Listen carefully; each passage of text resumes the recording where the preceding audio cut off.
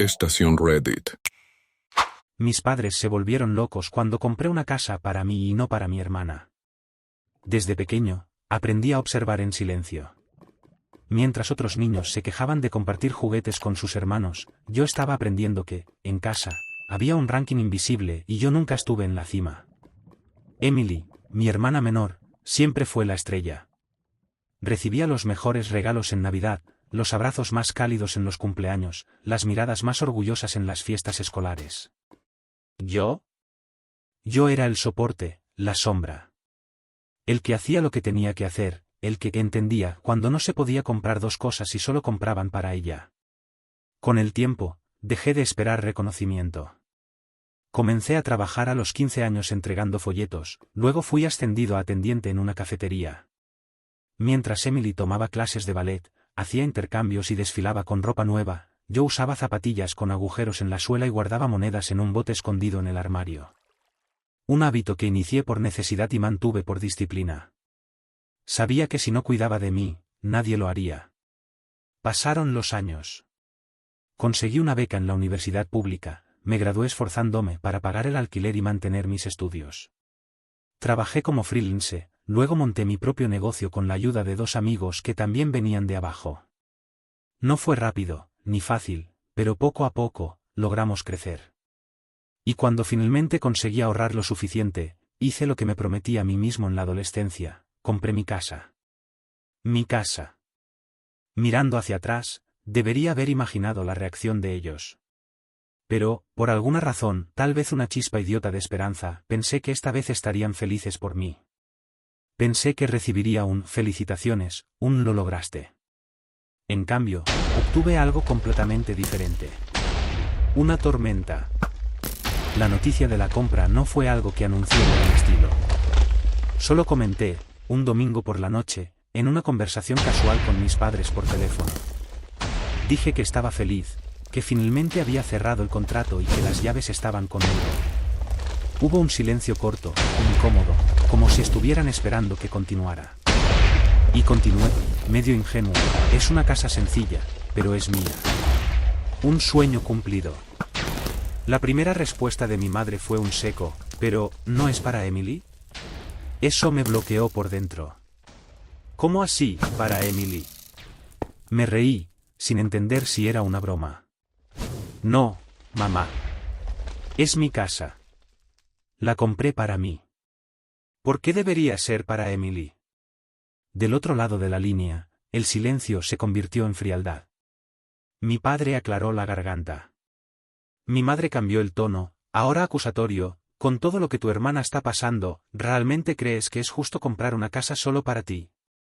Ella está desempleada, deprimida, ¿y tú vas y realizas un sueño en solitario? Mi estómago se revolvió. Era como si hubiera cometido una traición. De repente, mi logro se convirtió en egoísmo. No importaba cuánto había luchado, cuánto había ahorrado mientras ellos financiaban lujos para ella. El enfoque era Emily. Siempre lo fue. Y ahora, yo había negado a ella un regalo que nadie jamás me ofreció. La semana siguiente empezaron los comentarios. Primero, los mensajes indirectos, Emily está tan triste, si al menos tuviera un rincón al que llamar suyo, sabes que siempre ha sido más sensible. Esperábamos más de ti. Luego vinieron los ataques más directos. Mi padre me llamó diciendo que estaba siendo ingrato, que si hoy era alguien era gracias a la crianza de ellos, como si mi lucha hubiera sido un regalo de ellos, y no algo que conquisté solo. Comencé a sentir rabia. Una rabia antigua, reprimida por años, pero que ahora tomaba voz. No estaban molestos porque hubiera escondido algo, o porque no hubiera compartido. Estaban furiosos porque, en su cabeza, yo le debía algo a Emily. Como si hubiera sido creado para eso. Y me di cuenta de que estaba apenas al inicio de la guerra. En los días que siguieron, empecé a sentir como si debiera algo. No por culpa verdadera, sino por presión. Una presión emocional que venía disfrazada de preocupación, de desilusión, pero que tenía una raíz clara, control. Mi madre comenzó a llamarme todos los días. Al principio, era con ese tono dulce falso que usaba cuando quería algo. Hablaba sobre cómo la nueva casa de mi prima había sido un renacimiento para ella, como Emily necesitaba algo así para comenzar de nuevo.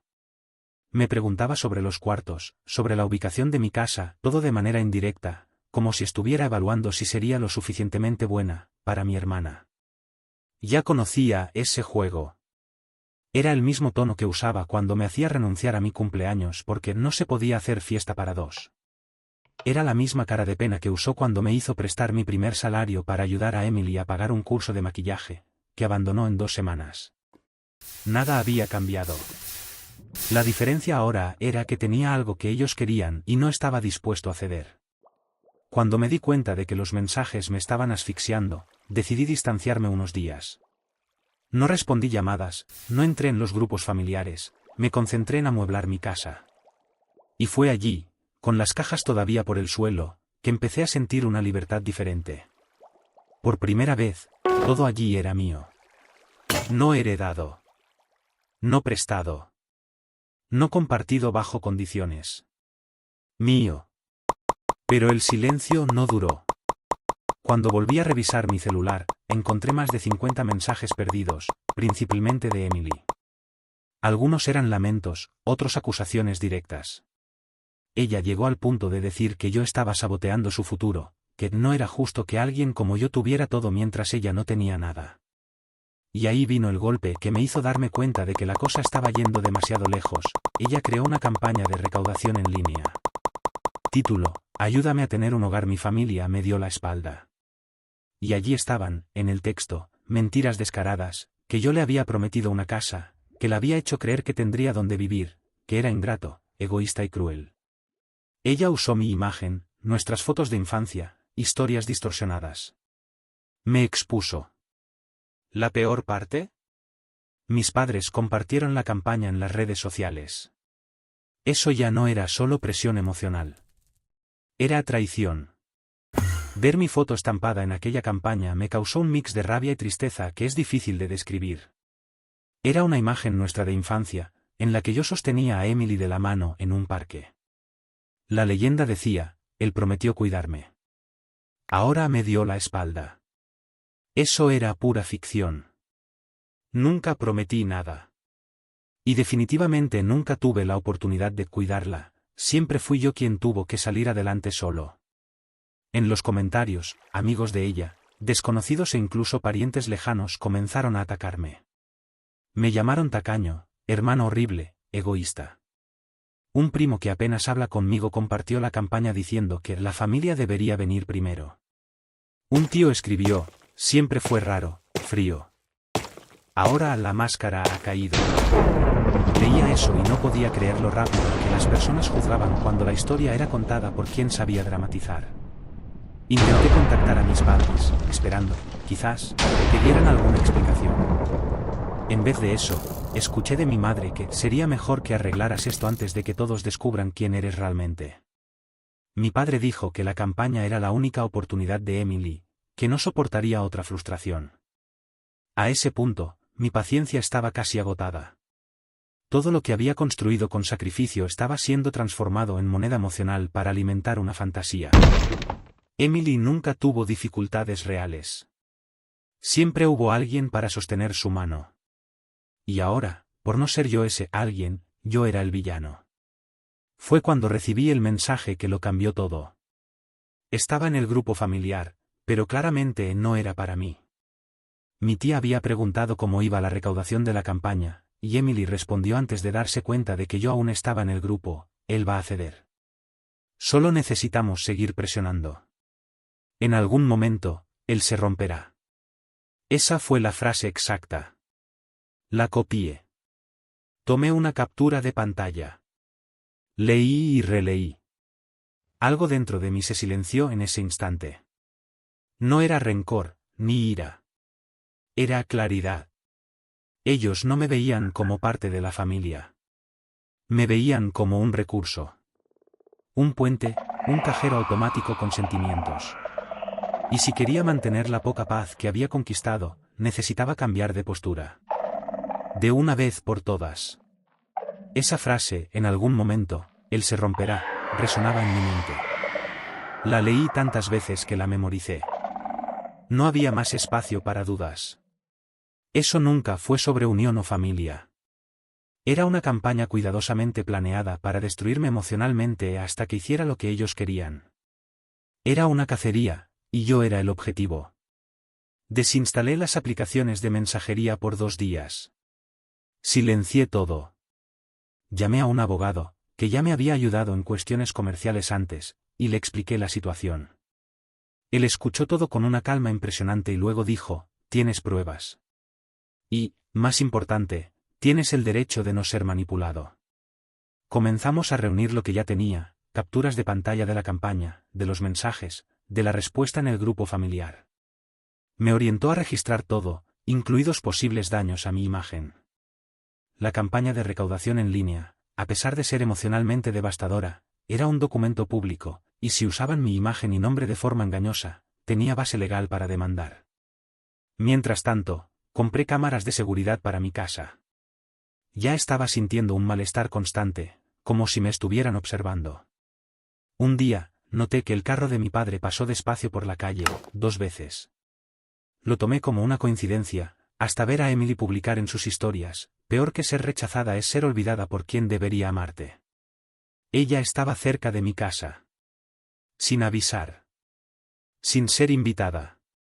Fue cuando me di cuenta de que eso no iba a parar solo porque me alejaba. Por el contrario, estaban escalando. Si no tomaba las riendas, acabaría cediendo, como lo hicieron conmigo tantas veces antes. Volví a las redes sociales. Hice una publicación simple, discreta, pero firme: la vida se compone de elecciones. Y elegir cuidar de uno mismo no es egoísmo. Es supervivencia. Especialmente cuando el amor siempre viene con un costo adicional. No mencioné nombres. No di detalles. Pero el mensaje fue claro para quien necesitaba entender. Minutos después, llegaron los ataques. Mensajes, llamadas, gritos en WhatsApp: «Estás exponiendo a tu familia. ¿Quieres hacerte la víctima ahora? Siempre has sido desagradecido, ahora solo lo has confirmado». Pero no respondí. Por primera vez, el silencio era mi arma. Y la paz comenzaba a aparecer. El silencio de mi lado no significaba inacción. Por el contrario, estaba más atento que nunca. La campaña de recaudación aún estaba activa, pero ahora tenía suficientes registros para probar que eso era difamación. Mi abogado preparó una notificación extrajudicial. Nada demasiado agresivo, solo lo suficientemente formal como para que Emily y mis padres entendieran que eso tenía límites legales. Mientras tanto, algo inesperado ocurrió. Un conocido mío, que tenía amigos en común con Emily, me envió capturas de pantalla de un grupo cerrado donde ella discutía estrategias para presionarme psicológicamente y hacerme ceder.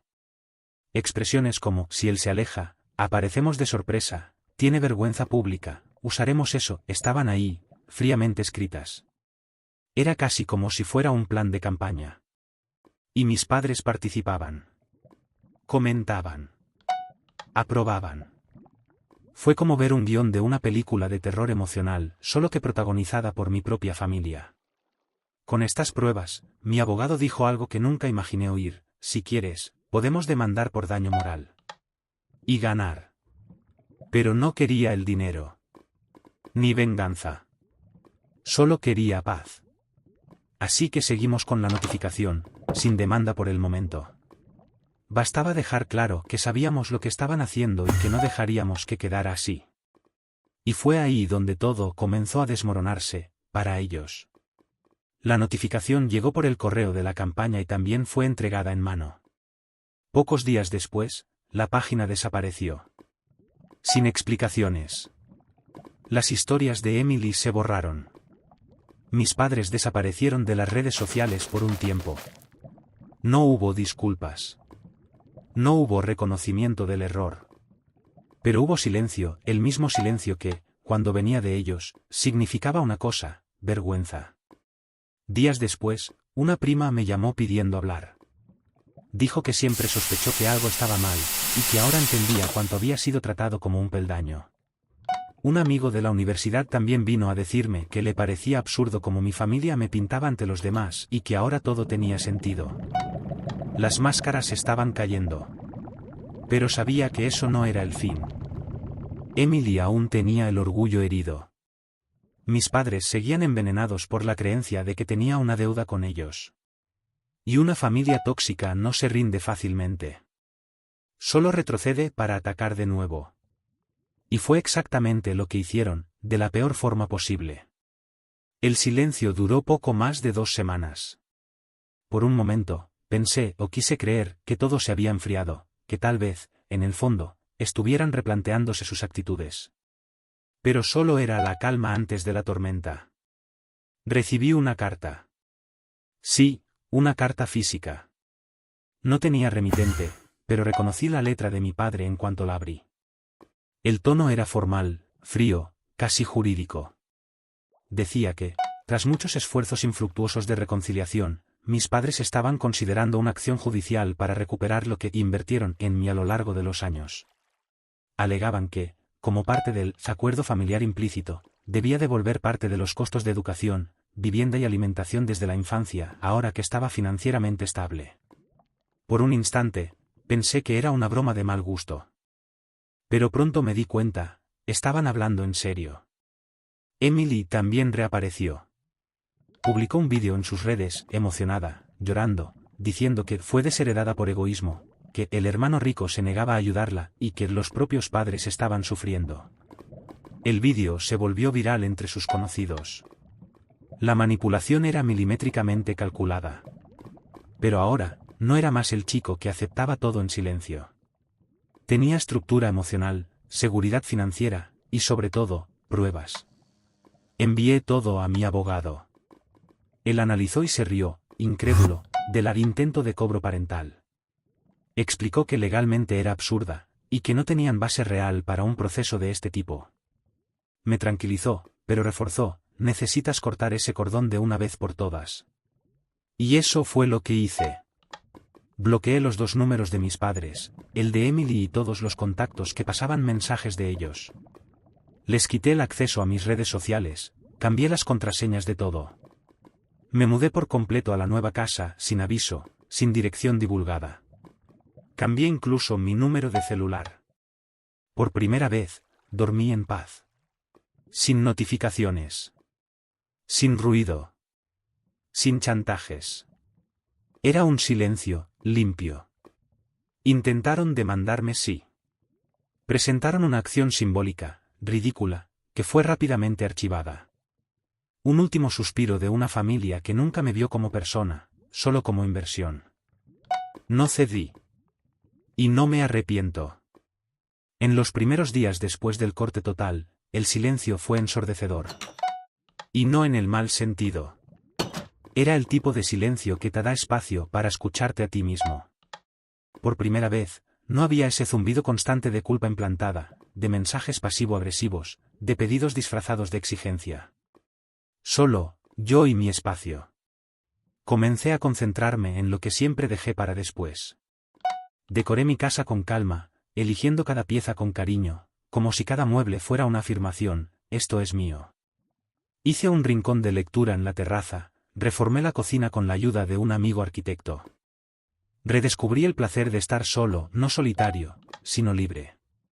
Pero a pesar de la libertad, hubo momentos de vacío. Porque cortar lazos con la familia, aunque sea necesario, duele. Crecemos creyendo que la sangre es sagrada. Y cuando te das cuenta de que la sangre puede ser tóxica, la ruptura trae luto. No luto por quienes han muerto, sino por aquellos que nunca existieron de la forma en que tú necesitabas. Tuve que enfrentar recuerdos que siempre había romantizado. Momentos de la infancia que, al ser revisitados con ojos adultos, mostraban claramente el favoritismo, las manipulaciones, la negligencia disfrazada de disciplina. Pasé años tratando de ser suficiente, intentando probar mi valor, para personas que nunca me vieron de verdad. Durante ese tiempo, algunos pocos familiares se acercaron en silencio. No para juzgarme, sino para decirme, ahora entiendo lo que pasaste. Una tía lejana me envió un mensaje breve: hiciste lo que muchos de nosotros nunca tuvimos el valor de hacer. Ese mensaje quedó grabado en mí.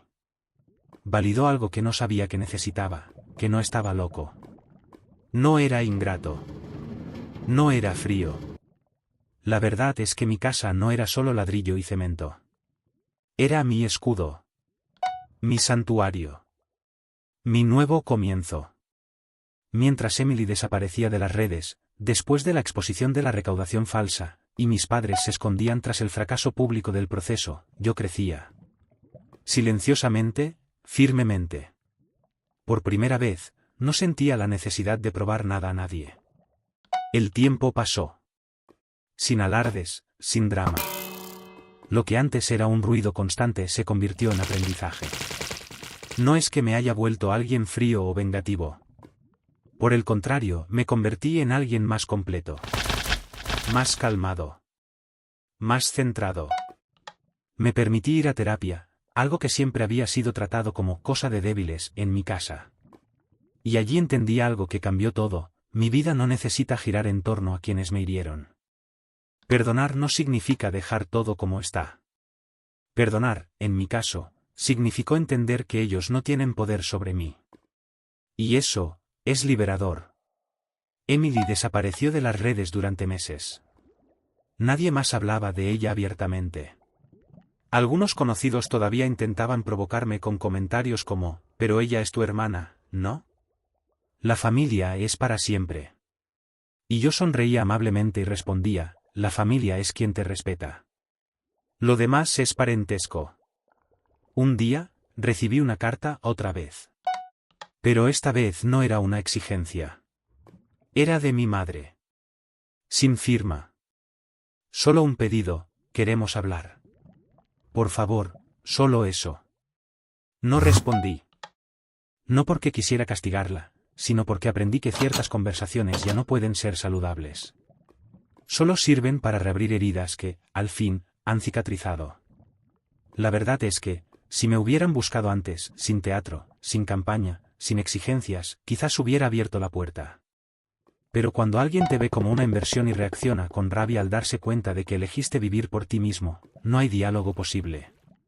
Solo distancia. Seguí con mi vida. Hice nuevos amigos. Comencé a viajar, algo que siempre había postergado por falta de tiempo o miedo a desaprobar a alguien. Creé nuevos hábitos, conocí personas que me admiraban por lo que soy, no por lo que puedo dar. Y eso, para quien creció siendo solo el plan B de la familia, es más valioso que cualquier herencia emocional. Hoy, puedo decir con toda firmeza: no los extraño. Extraño la idea de familia que inventé en mi cabeza, pero no la realidad que viví. Ellos todavía existen, siguen hablando de mí, siguen intentando acercarse de vez en cuando, especialmente cuando algo mío aparece en redes sociales. Pero ahora, ya no tienen acceso. Y eso lo cambia todo. Hoy, no llevo más el peso de la culpa o la obligación. Durante mucho tiempo, cargué con la idea de que, por ser hijo, debía poner a los demás por delante, especialmente si esos demás se disfrazaban de familia. Pero, al final, me di cuenta de que nadie tiene el derecho de exigirte algo que nunca recibiste a cambio. Estaba viviendo para llenar un vacío que ellos nunca entenderían. Ahora, estoy viviendo para mí.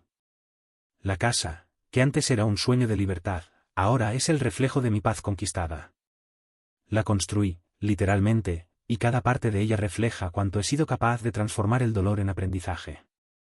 Aquello que parecía un castigo, una pérdida irreparable, se convirtió en mi mayor triunfo.